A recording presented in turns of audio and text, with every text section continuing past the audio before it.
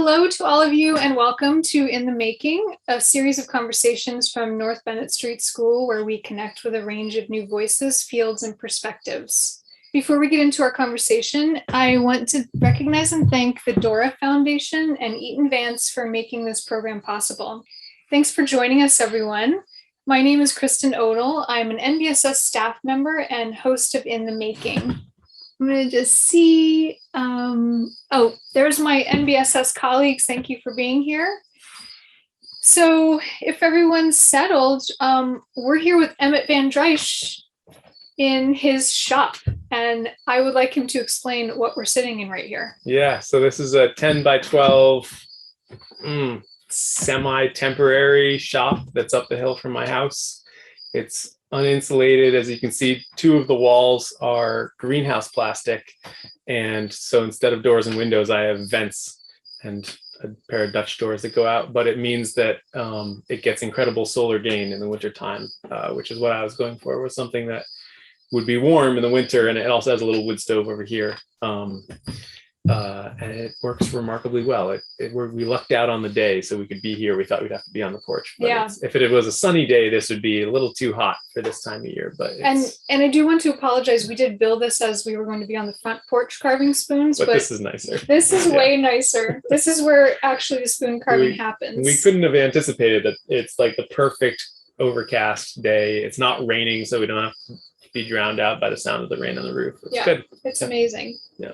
So one of the many things that Emmet is responsible for is a book that he wrote, Carving Out a Living on the Land, that is about his Christmas tree farm, which we're going to talk about. And for Melissa Gallen, my colleague, yes, Al Pirapan. Yes. Well, he may not be related to. I don't know how directly related he is to the Sharpen winery, but he's from Italy. He's from that part of Italy, so it's highly likely that they're the same. Mm-hmm. Yeah. So just wanted to clarify that. Yeah. And Emmet also has an amazing podcast, which I've been listening to regularly. Emmet Audio is the name, right? Yeah. I just went with something super vague so I could change it, whatever it was about as I went along. Is it going to be Emmet Video one? No, it's just going to Emmet Audio. Yeah, right. I suppose so. I'd have to get more comfortable on video first. And the other bigger book of your world right now is spoon carving. Yeah. And the magazine that you produce to communicate with the wide world of spoon carvers. Spoonosaurus magazine. Spoonosaurus magazine. Print only. Quarterly. And so we're going to talk about a few things from each of these parts of Emmet's life that sort of all tie into, how you decided to make your life. Yeah. Well, thank you so much for having me. Yeah, thank you for being here. Yeah. I'll just throw out, human enterprise is sort of the theme of this year's In the Making series, thanks to one of my colleagues who gave me that terminology.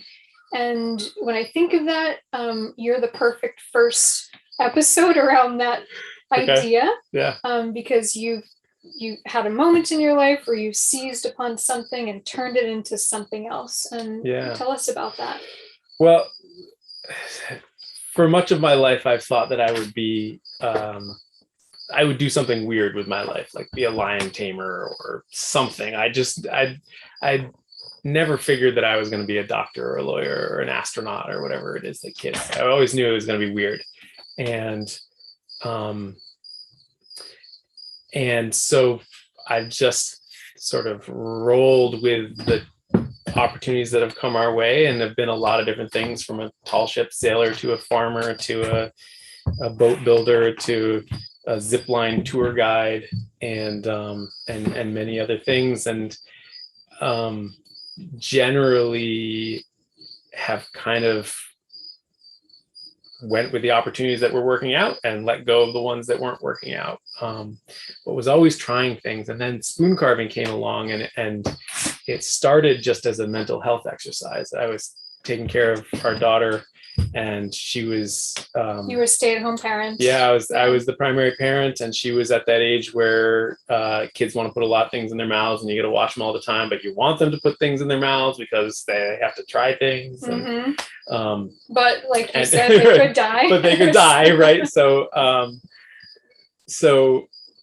that's exhausting. And in my family, you have something called museum legs, where you sort of, it's like you're at a museum and your legs are tired from just standing around all day, right? It's like different than being tired from going for a walk. So I had museum legs, but for my whole life of like, this is exhausting to sort of take care of a little child. And this was our second kid. And, you know, my life wasn't hard, but I was looking for some way to make the time pass more meaningfully for me. Right. And because that is a thing. That is a real problem as a Yeah. stay-at-home parent. Your mind spins. Yeah, it's and you sort of get depressed, even if it's not clinical depression. You sort of, that's the struggle, right? Is to like find meaning in your life and feel like you've got something that's growing and developing, because life is an endless cycle of, you know, diapers and dishes and nap time, and at the end of the day, the only, you know, you've done your job if your kid is still alive. But, right. But I wanted more than that, and we had the Christmas tree farm at the time, and we heated our house with wood, and I thought to myself, I could make something with this firewood on the porch, and then we could sell it at the Christmas tree farm. And we were really poor at the time, and so it felt like I should be doing something with my time to earn money. And I decided to make some little kitchen cooking spatula things that you were going to show me that. I'll show you when we're done with this. So I had made one or two for my family, and we liked them, and I thought I could do that while I'm watching Susanna. And so that's how it started for me. And it was tremendously helpful mentally for me, because all of a sudden I had a thing that was stacking up day after day, and I could see the pile, and I could feel like, well, even if I didn't accomplish anything else concrete today, I made that. And I think that's what so many of us are missing, is that sense of concreteness that you get from making a physical object. Also, just idle time is dangerous for anybody. So to be able to sit here and just have your hands moving or what have you is and what I came to find is that spoons are they're a wonderful vehicle for getting to explore all sorts of other things about design and function and form and aesthetics, and all these things that are really what excite me about the process is thinking through all of that stuff and working through all of that stuff in this tight little package that I can complete in a short period of time. You can get that with anything, but everything has its arc of how long it takes. And I really like that spoons, it's a tight cycle, and that suits me very well. And you have it down to a tight cycle. You just told me, how long does it take for you to produce one? Yeah, I mean, it depends, but you know, the eating spoons I'm making right now, that takes me 40 minutes from log to this. So it's always in the half an hour to an hour range, unless it's something giant like a ladle. I have to ask you a question about this. What is your favorite thing to eat with this food? Well, so I use one of these for any time I'm using a spoon. And early on, I think like everyone, you go through a phase of being very excited about collecting them from other people and about trying different designs. And over time, I found that for me, it became about it not being any different than a normal metal spoon. So this is as close to a normal spoon as I can make. And that for me is part of what I'm interested in, is chasing that simplicity and that delicacy within my work, so that somebody who would never think of eating with a wooden spoon could pick this up and eat with it and say, oh yeah, that felt normal. Right. You know, whereas early on, when you don't have the skill to do this, the thing that you celebrate is how different it feels. And that's good too.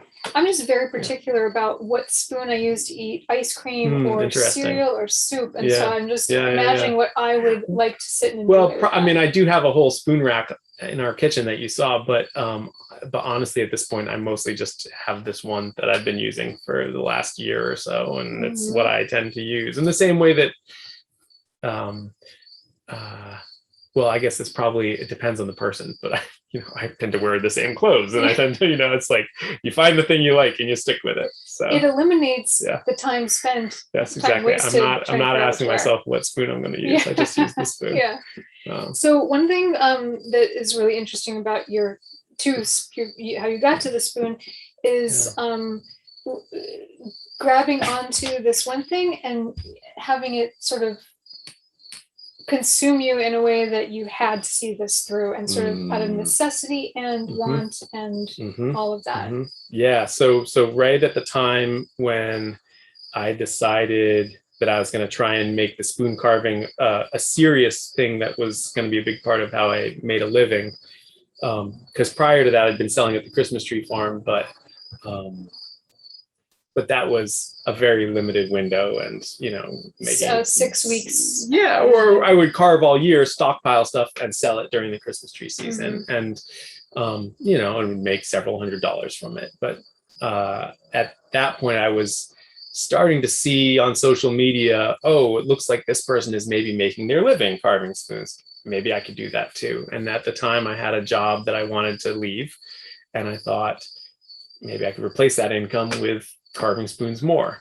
And it happened to coincide with my wife deciding to go back to school. And so all of a sudden I was the sole breadwinner, and also I was trying to do this new thing. And so what I was saying to you is I had this surge of ambition, the likes of which I've never had in my life, to make it work. Yeah, it's like it had to work. And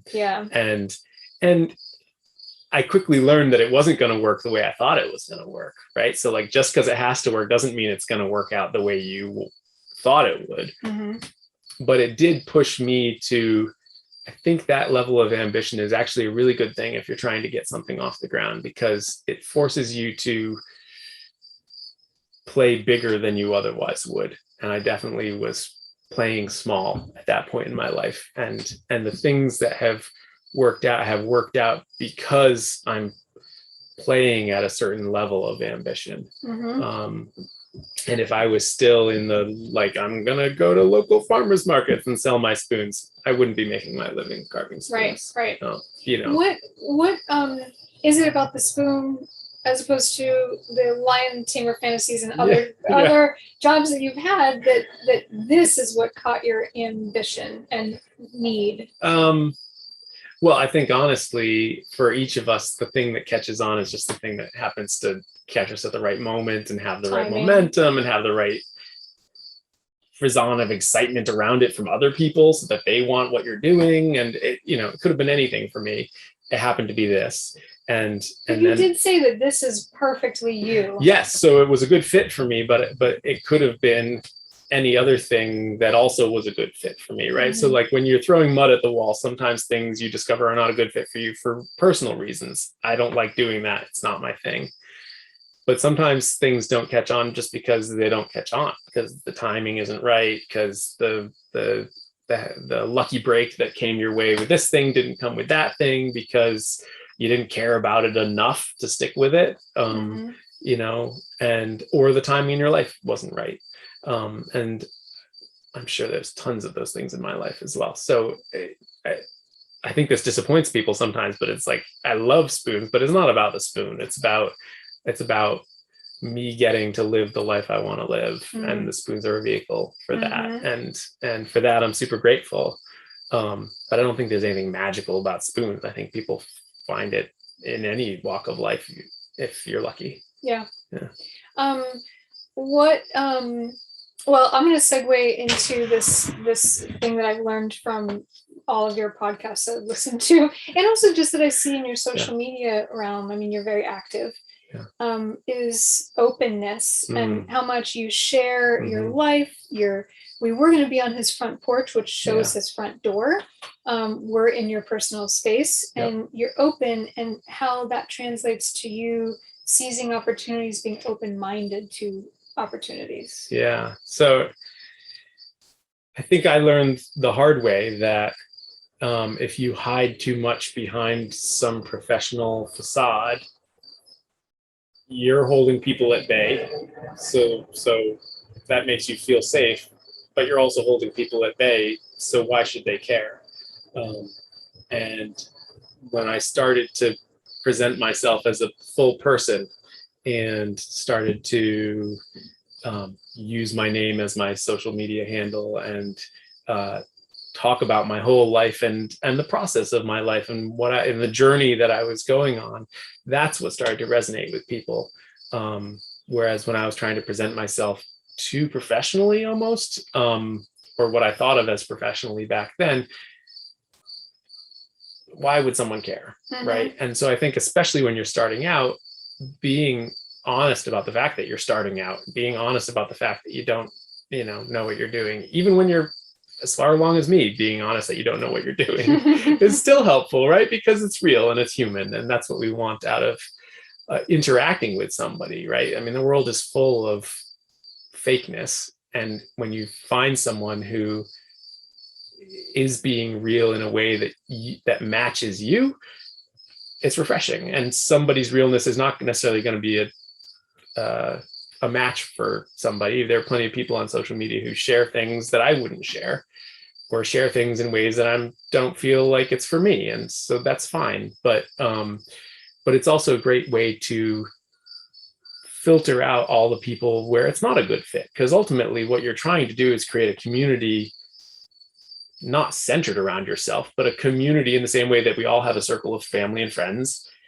but just do it digitally. And the way that you do that is being yourself, in the same way that being, finding friends when in person is you be yourself. Otherwise you end up with friends who aren't actually your friends, We talked about this earlier about the trick of, there is a trick to it. I mean, you can be as authentic as you can be, but when you're still trying to sell yourself in a business, it is a bit of a dance of portraying your authenticity in an authentic way. Yeah, well, right. And so, right. I think you do that. For someone that said, you do a great job of that.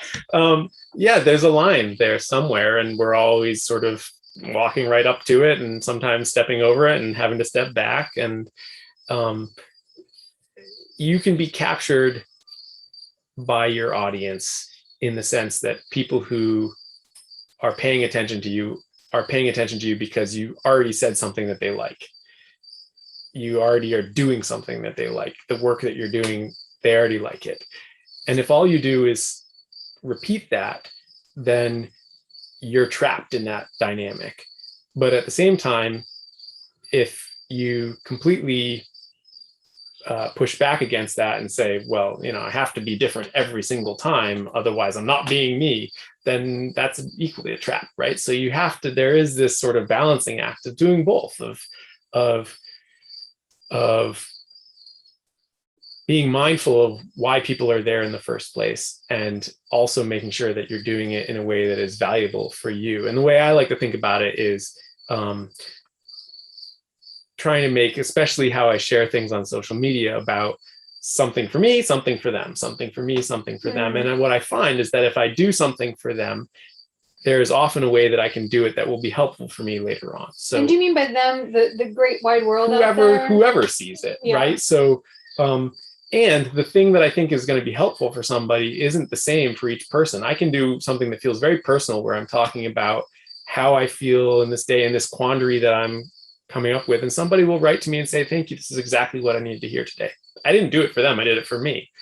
Whereas I can share a tip of how to do something with carving spoons that is a very deliberate, like, here's a tip, guys.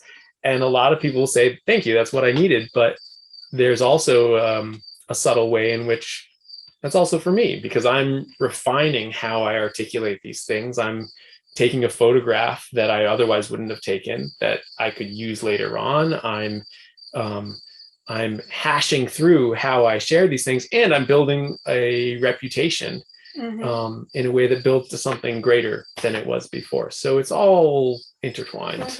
One thing I was going to talk about before that I just want to talk about for the scope of the students of North Bennett Street School really goes back to your openness and seizing opportunity. And you, with your spoon carving business, you have sort of outreach in a handful of ways, and I'm sure that's going to test and dabble to see what works. But you have Spoon of the Month, you have the magazine. What are all of the ways in which you... A lot of things. So when people think that I'm a spoon carver and they think that all I do is carve spoons, that's not true. Because of the Spoon of the Month Club, I carve a lot of spoons. But I have all of these income streams that add up to the thing. And so I carve spoons for people, not just the Spoon of the Month Club, but people can order spoons. I also make spoon blanks for people who want to. For kits. Like not even a kit. Just somebody will say, I have people who subscribe and say every 2 months, send me a box of spoon blanks. And it's sort of like a box of 15, whatever shapes I happen to come up with.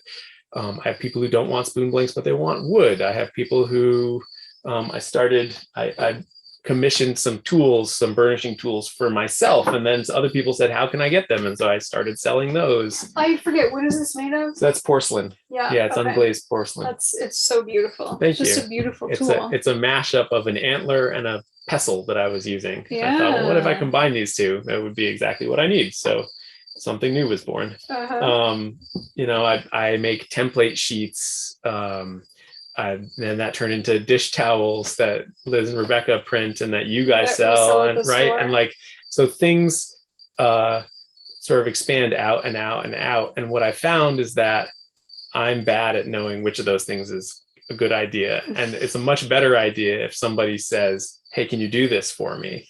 And so the Spoon of the Month Club, which now has over 60 people in it who every month get a spoon from me. And 60 people is a lot of people to carve a spoon for. This, for instance, this is half of what I'll be making. This is 30 something spoons. And so next week I'll finish it up. But it seems all of those arms of outreach, it's to me, from the outside, it just speaks to keeping your ears open and not going out and saying, I only carve spoons and that's it. Well, I certainly did that at the beginning, right? How did that work out? It didn't work. People asked me if I would do a coffee scoop, and I literally said to them, like, you could just use a spoon. Why don't you use a spoon? But what I came to realize is like, that's the wrong way to look at it. They asked me to do something, I should just say yes, because it'll be a learning experience for me. Yeah. And I might even like it. And it turns out I do like carving coffee scoops. So I had to let go of this idea of like, I only do this one thing. And I see it in lots of people starting out too, is, you're in it for this one thing. And it's hard to envision why should you expand into these other things? And I think the reason you expand is because if you cobble together all these different income streams, then you get to figure out how to leverage that into doing the thing that you actually want to do more often. And it's also more balanced because you're not spending all of your time doing this. The days when I spend all of my days carving spoons, I'm glad to do it 2 weeks out of the month. But then when I get to the 2 weeks out of the month where I'm doing way more variety of stuff, it's great because I need that variety. So careful what you wish for. I think sometimes we're bad at knowing what other people want, and we're also bad at knowing what would be good for us. Random question, but we're still related. If you were to teach a business class, or boy, that'd be fun. I know, right? I would be woefully underqualified. That's the answer to that question. Would you say that flexibility is kind of like top notch? Yeah, certainly flexibility about what you think it is that you do. Yeah. That would certainly be one thing. And I think the other thing, like going to the magazine was born out of two things. One is I looked around at the scene and thought, this is about at the point where I wish there was a magazine about the scene.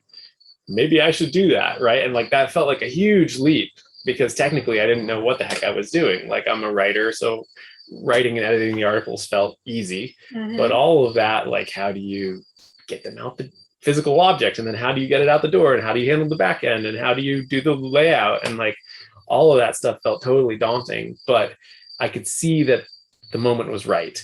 And then selfishly, I also wanted to be able to pick the brains of all these people who I wanted to interview for the magazine and say, well, how do you make your living carving spoons? So like it definitely had that selfish component of like, how else am I going to approach somebody and ask them to reveal all their secrets to me? You can set up things professionally that allow you to get the information or the relationships that you wish you had through that vehicle in a way that otherwise you'd feel like, well, that's over my head. I can't I mean, do that. that speaks to your creative mind, that's the way in which you would go about doing that. And you also put something out into the world at the same time, which the world needed, I guess. Well, and it was bad. I mean, the layout was really my Achilles heel until a guy reached out and said, I do this for a living. Would you like me to do it for you? And so now I pay him to do it for me. But there's another example of hearing the signs of don't say no to that. Right. Yeah, that one I was very clear on. But I think the key thing was that I was willing to put something out into the world that was imperfect, and it wouldn't have happened otherwise. And I knew right from the start that there was enough demand because I'd sort of bootstrapped it and kept all my expenses super low, and now it's finally, now it's kicking off money, but it didn't for years. I mean, it took a long time of building up enough demand for it, but I'm so glad I started it. I don't know what I was thinking when I started. Well, I want to make recognition also that you're self-taught with this. And Emmet did have hand skills before, working in ships for a long time. But this is truly sort of a human enterprise moment of needing to do something for mental health and then career. And we'll speak to it later when he shows me how to start carving a chopstick, but it's also about accessibility. Anyone, and that you've done it beautifully, but you prove that, I mean, anyone could sit on their porch with a knife and wood and keep half an eye on a toddler. So the toddler is safe and doesn't die. I mean, that was a big thing for me. Was I didn't have money to put into it, so even buying a $25 knife felt like, can we afford that? Like that's like, oof, I'm going to spend that money on that. That buys a lot of groceries. I mean, it was just, I don't know, like we were in the habit back then of like never buy anything. So the fact that I wasn't able to find this knife for $5 at the tag sale meant that it was like, you're going to buy it for full value. And then just the constraint of, I didn't have a shop with power. I didn't have the ability to tool up in a way that a lot of people tool up. And so that kept me small, and it kept me focused on just spoons, which I think was really helpful from a career standpoint, because it allowed me to get better faster than I otherwise would have. If my interest had been diluted across bowl turning and furniture making, all these things that people get into and they're wonderful, there's so much knowledge that is involved in that. In bowl turning? Spoon carving is like the tedious little bit of knowledge, and you can get going. And all of these other things have, so much knowledge and so much tradition in them that you can spend your lifetime getting even halfway good at these things.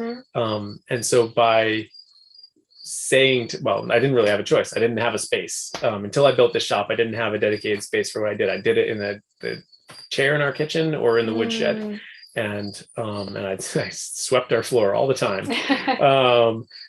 And so it was easy when I built the shop. It would have been easy to say, okay, well, this is my chance to have a bandsaw or to like have a power shop.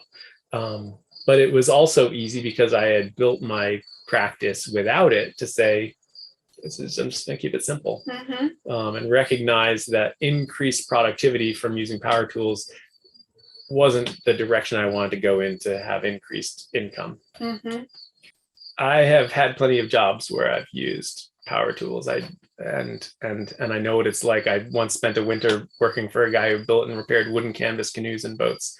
And I know what it's like to have a respirator and goggles and an orbital sander in either hand. And, and at the end of the day, your whole body is vibrating and you just feel like, I set myself up for this unpleasant experience. And I'm keenly aware that you end up with the life you set yourself up for.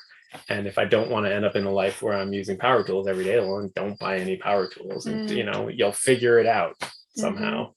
You speak a lot about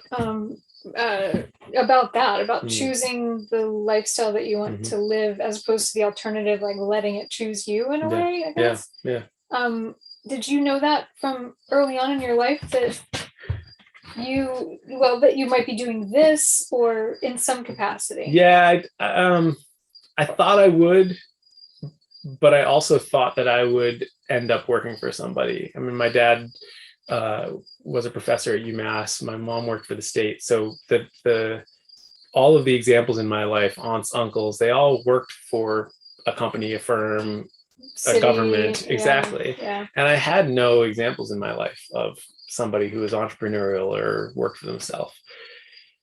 And I was enough of a writer and an artist that people would say, oh, you'll be that. But I also kind of assumed that was going to be a terrible way to make a living and that I would work for somebody. And as a consequence, nobody ever said to me, hey, you should take some accounting classes or some business classes or like all these things that would have been really helpful.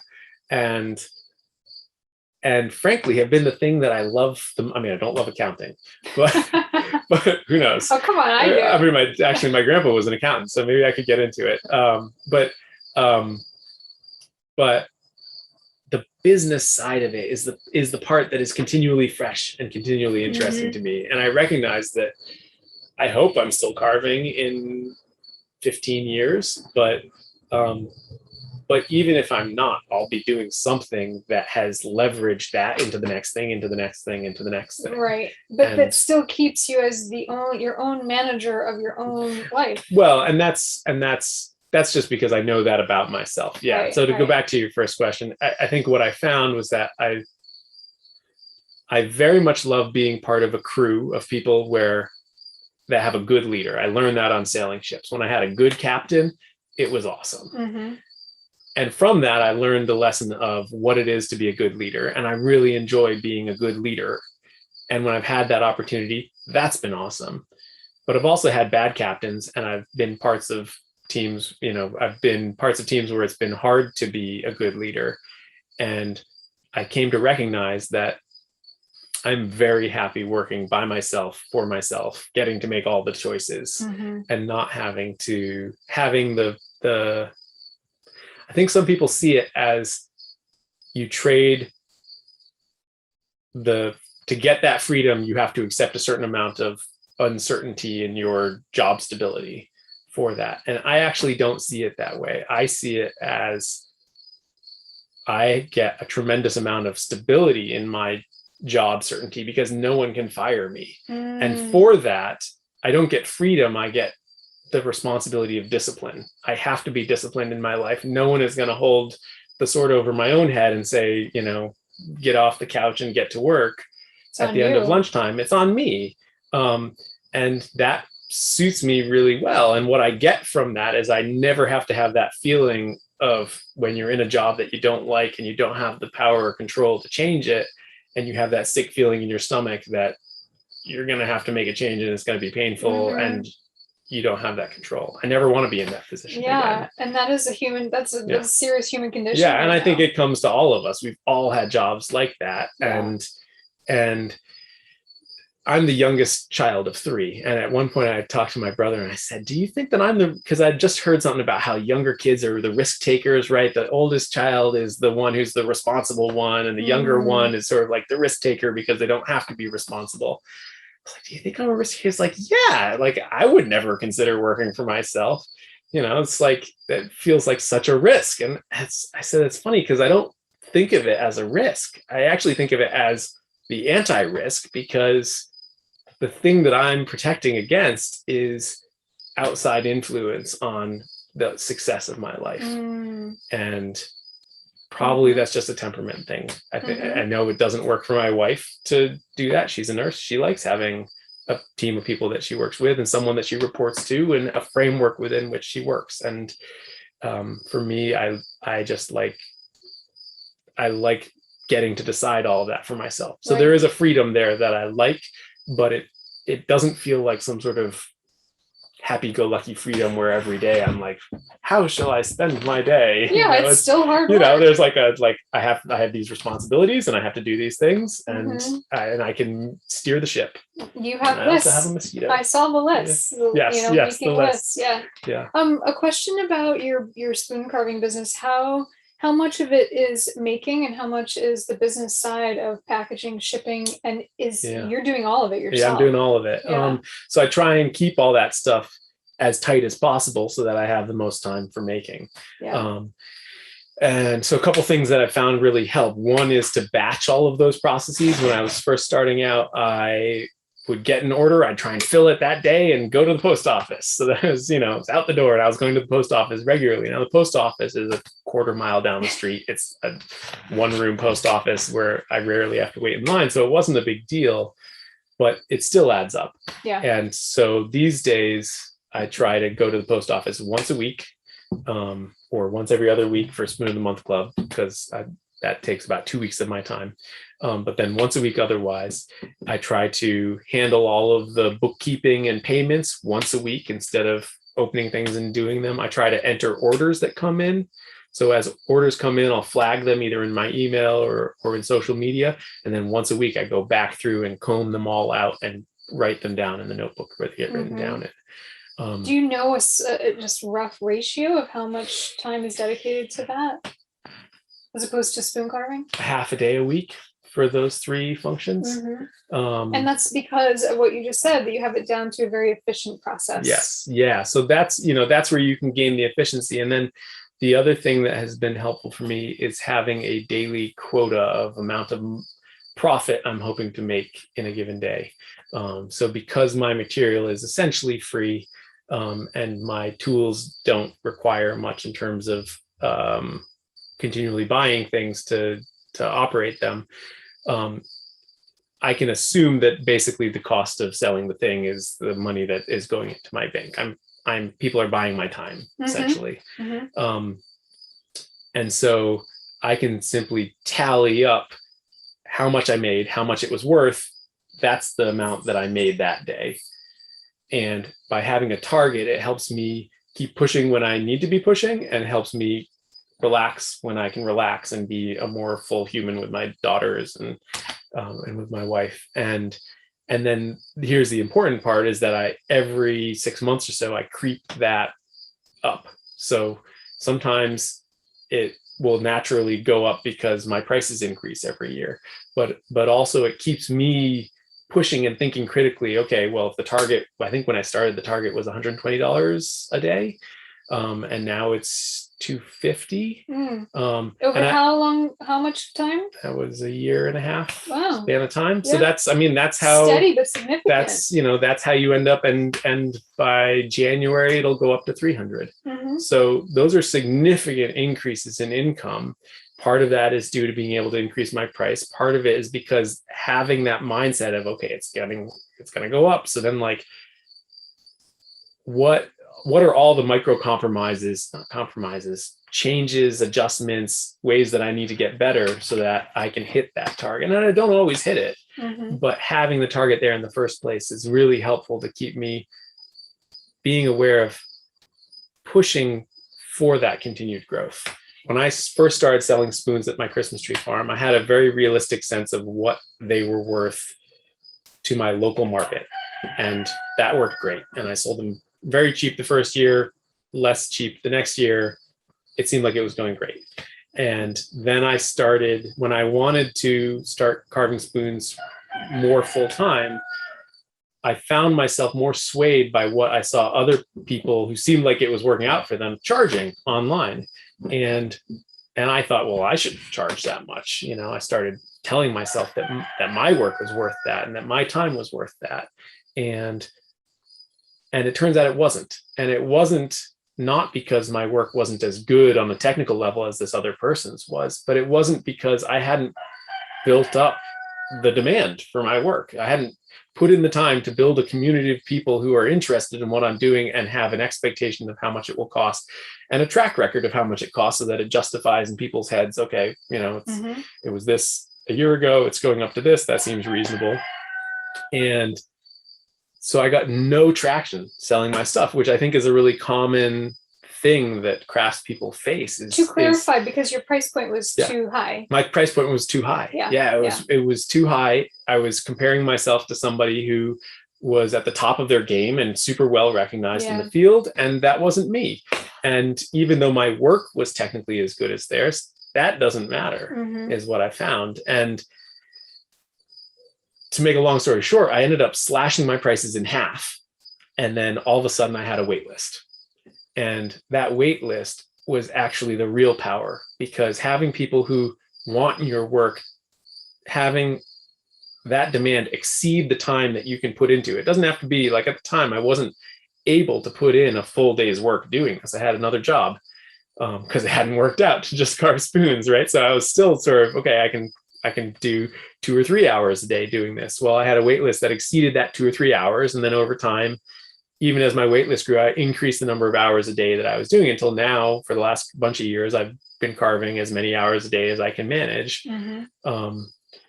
And that wait list is the demand that justifies your price point. And it made me realize that price is just a tool to get you where you want to go. And if you aren't getting traction with your work, you can lower your price. Maybe it makes sense to raise your price depending on the story you're trying to tell. In this instance, with spoons, with the customers I was looking to have, charging a lower price at first was important, because it meant that I then had this steady state of work. So all of a sudden, instead of carving things on spec, hoping that they were going to sell, I knew that what I was going to carve was going to sell. Yeah. And that increased all of the efficiencies of my system, because instead of producing something and maybe it didn't sell, and then you have to put it on sale, and then people would think, wait a second, it's on sale. So, how much is your stuff actually worth? It's like, no. If you want something from me, now I'm booking March at this point. So that's a powerful signal to people that what you do is valuable. And when what you do is valuable, you can charge more for it. But it took me years to walk my way back up to, at this point, now I'm charging more than I originally wanted to charge. But instead of having nobody be interested in my work, now I'm completely booked through March. Yeah. So I guess in this case, or in the context of crafts or trades, it's expect to move slowly to get to the place that you want to be. Yes, it always takes longer than you think. It's going to take years. You still have to hustle and work. And that's another thing, is like remembering that just because you've said something a million times, hey world, I sell these things and you can buy them, doesn't mean that the person who just found your account now has seen that message. And so you need to say things way past the point where you're sick of saying them, because that's how social media works. They're not finding the one book that you wrote and it's like that's the only way they have information about you, and it's clear in the book that you know what your message is. They're seeing your day by day accumulation of information, and if you don't say something often enough, then things dry up and you don't realize why. And it's because, well, you didn't tell people that you were doing this thing, and that because it's a fickle world too. It's an attention deficit cycle of social media. Well, and that's why I think it's important to have multiple streams and to be prepared for certain ones to dry up while other ones are blossoming. Diversity in your entrepreneurship. And always be looking for the next thing that's coming along that feels like the right move for you. Can you show us some of your tips on how to do? Are we doing a chopstick? Sure. So, well, let's we already did this exercise, but we'll do it again. So these knives are just a Mora 106 knife, which is the standard blade that spoon carvers use. Here, you take this one. When I carve my spoons, I'm actually using a custom made knife that's different in a bunch of ways from this Mora. But if you're just buying a Mora 106, it won't come with a handle like this or a sheath like this, but it's the same blade, and that's the important thing. And the thing that distinguishes the blade is that it has a flat bevel called a Sloyd bevel that goes from about midway all the way out to the edge, and there's no secondary bevel right at the edge. It's just a true triangular point. And what that does is that wide bevel acts like skis in the snow. It keeps you on track, so that instead of having every little wiggle of your hand introduce lots of wiggles into the cut you're making, it sort of helps you slide in a smooth motion by being guided by the metal at the back of that bevel there as it's going through the wood. It keeps you from turning.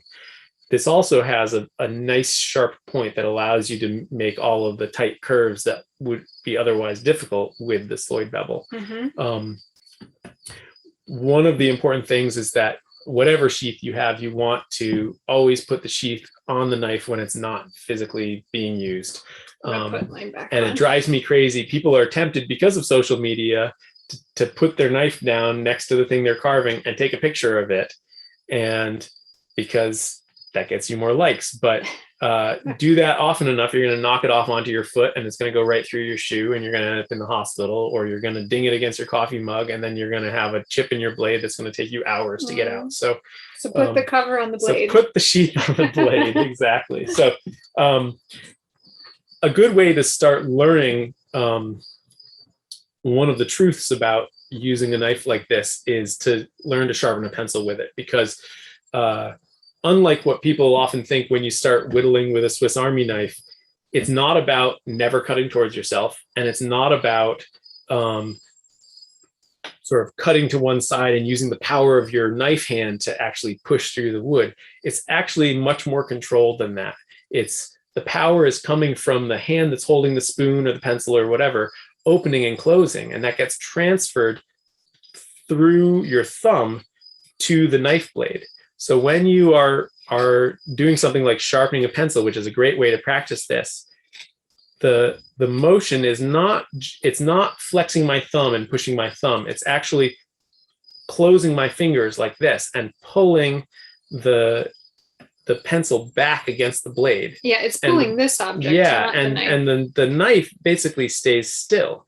And sometimes you move the knife by pivoting the handle and pivoting it on your thumb like that. But this is a great example of how the cuts that allow you to do something as precise as carving spoons are counterintuitive, and they're not encoded in our general culture of how to use tools. It's its own specific thing. So let's go to these pieces of wood that I prepped. Okay. And while we get into this, everybody who's here, you can submit your questions through the Q&A window, and I'm just going to start shouting them out to Emmet here as he shows me how to carve a chopstick. So the other thing to know about this wood is just how straight grained it is, and how open grained too. Frankly, it's got pretty wide. I'm not sure if you can see pretty wide grain, but it's just very. I call this wood easy wood. It is open. It's easy. It's not complicated. And it's frankly the best thing for carving spoons, because for me, the joy of carving spoons is as much about doing exactly what I want to do as it is about celebrating the grain of the wood. Those moments of celebrating the grain of the wood will come up and surprise you.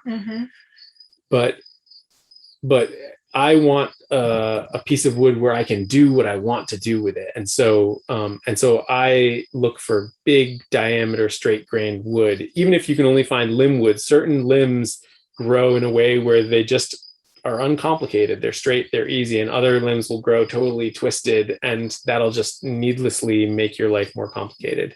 So let's practice that same thing that we did sharpening the pencil. It doesn't have to be at the end. It could be anywhere along the part of it, and you can just pulling this back. Yeah. And so again, it's more of pulling these fingers back than it is of Am I just trying to get the square edges down? You're just gonna, I mean, we're just practicing this grip. This is one of the two massive grips used in spoon carving. This grip, which I call the hand squeeze grip, to remind you that it's about squeezing your hand, not about pushing with your thumb or pushing with your knife hand. While we're doing this, can you tell me, you still operate the Christmas tree farm, right? Yes. And this wood came from the farm? This wood actually came from a big cherry tree up the slope here that got damaged in a tornado that came through here years ago. And I just had, it got ripped in half, and I had the standing part taken down this spring. But I get my wood from a bunch of places, some from the farm, some from our property, some from neighbors' properties. Okay, so now see, I just switched to another cut. So now the other major cut that you use is called the pull cut. And these cuts are always anchored in your sternum. So you're going to press it into your sternum, and you're going to put your finger on the far end like this. Yep. And you're always working in between your hand and your body. and you're never going to hold it like this and pull towards your hand, right? So you're Hand's always gonna, out of the way. yes. And then the other super Safety first. critical thing is that your elbow, your knife elbow, is tucked in super tight to your body.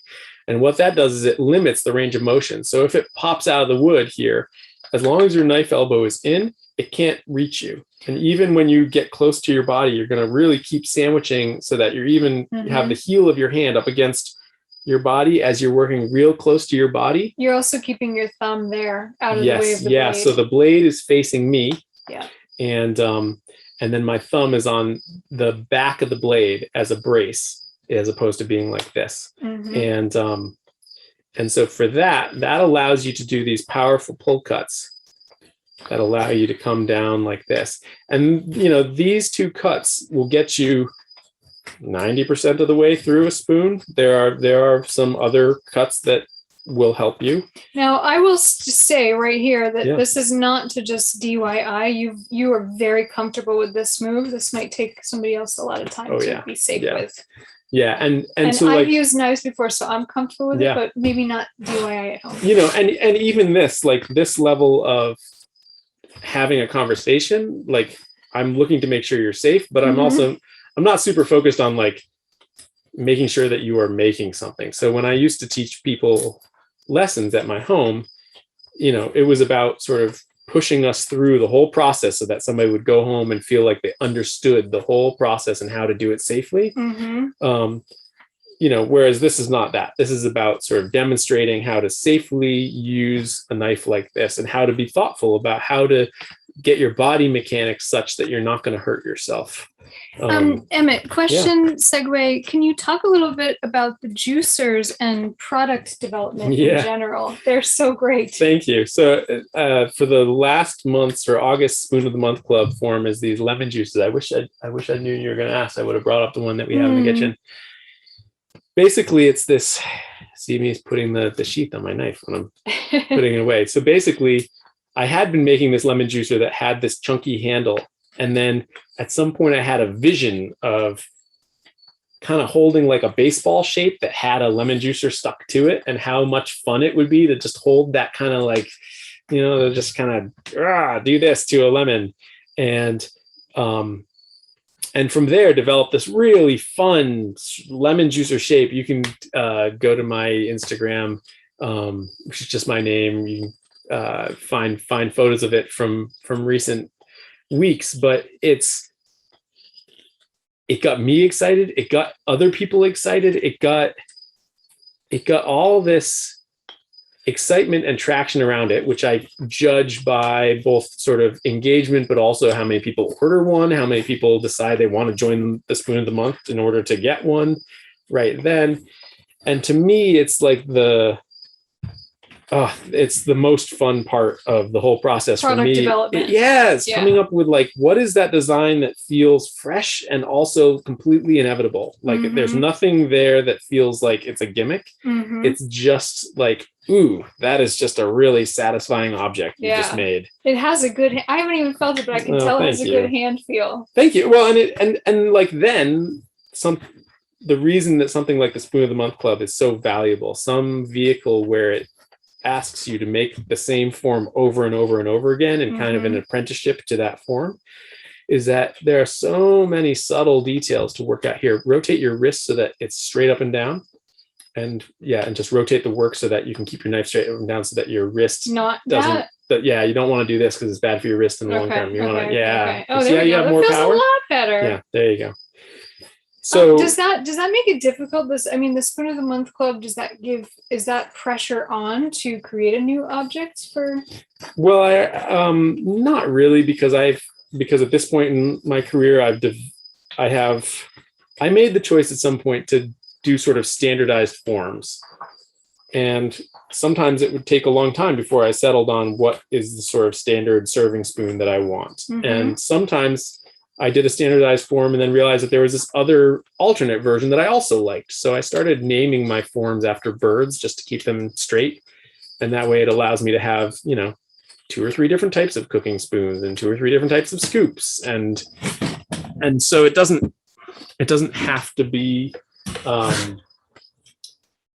always the same, but it allows me to develop forms that I then sort of hold relatively constant, and they slowly evolve over time. But if you order something, you know basically what you're going to get, and I know basically what I'm going to make. And so I have over 30 of those already. So I can do Spoon of the Month Club with just those forms for years and not so. But then it is super exciting. Every year I make up 4 or 5 new forms for the club. And sometimes it's a new form where I just haven't had the opportunity to make a lot of it yet. And there's always that can be super daunting, where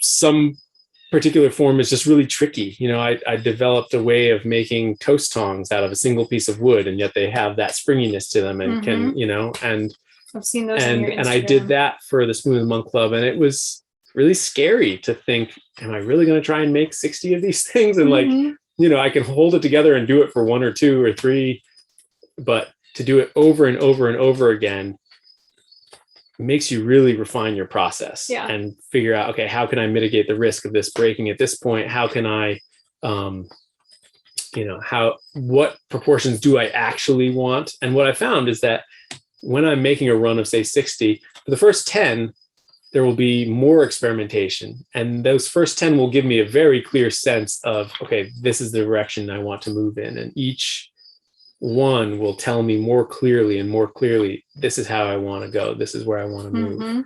Let's switch, because you can have more fun with that one. Look at that. Yeah. We're coming up on the hour. I have one last question before we wrap up. Are you harvesting and drying the wood yourself? Are you using a meter to measure moisture?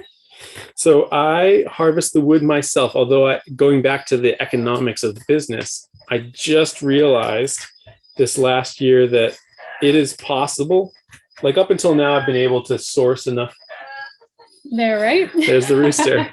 I've been able to source enough cherry and birch, which are the 2 primary woods that I make spoon blanks out of. And I basically only carve cherry. And I've been able to find enough locally that it's worked out. But I'm getting to the point where financially I could afford to just buy logs from our local firewood guy who has access to, you know, a forest of these trees. And I could say to him, you know, please give me, you know, some prime birch logs and stack them right here. And that's something that never occurred to me, to, you know, spend hundreds of dollars on material like that when I could have it for free. Right. But I'm just getting to the point where I can see how economically that would be a smart choice to make. And I'm thinking through the ramifications of that as well. So we're going to have a conversation this winter when he's actually out logging about what it would cost and whether I want to do it. Thank you. Thank you for that. Pleasure. Yeah. And we're at the hour, so I just want to thank you all. Thank you, Rebecca, for joining us. And everybody, please check out Emmet Audio. It's really a wonderful listen. It's me walking my dogs and talking. It's so great, though. You can just one after another. Some are short, some are long. It's great. It's just different thoughts. Yeah. And thank you so much for having us in your home. Yeah. This is great. And to you all for joining us. And we'll see you next time. Yeah. Thank you. Are we doing question and answer? We already did. Oh, we did. Great. It just happened.